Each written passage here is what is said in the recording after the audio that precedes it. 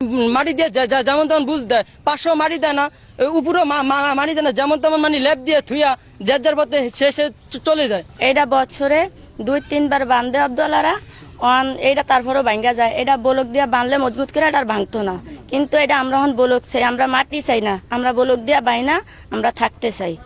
আর আমরা দেখেন আমরা কিভাবে সব আমাকে নদী নালা ঘর দুয়ার সব আমাকে চলে গেছি গিয়া, আমরা এখন কিভাবে থাকবো আর কিভাবে আপনার এটা আমাকে মজবুত করে বাহিনা দেন দিয়ে গেছে। ধরেন 5-10 কেজি ঘর ভাঙিয়ে গেছে, আমরা বেড়িটা বছরে 2-3 মিনিট বান্ধা হয়, এরপর আমরা মজবুত করে বলো খালাইলে আমরা সম্ভব টিকতে দিতাম, বুঝলেন।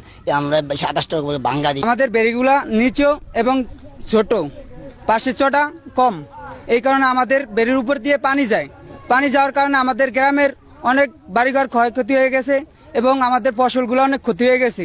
আমাদের বেড়িগুলো যদি পাশে বলক দিয়ে অনেক উঁচু করা হতো তাহলে আমাদের বেড়িটা টিকে থাকতো, বন্যায় কোনো ক্ষতি হতো না।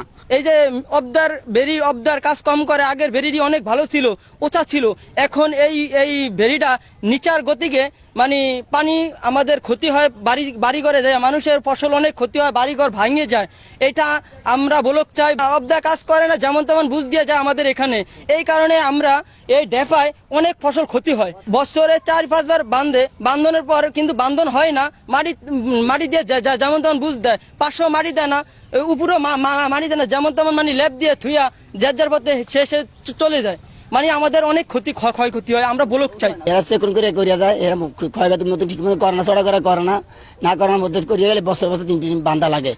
বেরি বান্ধা গেলে আবার ঘুরিয়ে করে মাটি কাটা, ওই দাঁড়াতো নদী দেয় দূরত্ব কারণ না। আমরা বলক চাই, বলে গেলে আমার ওটা মজবুত শক্তি হইতে আমরা এই জায়গাতে পারতাম না।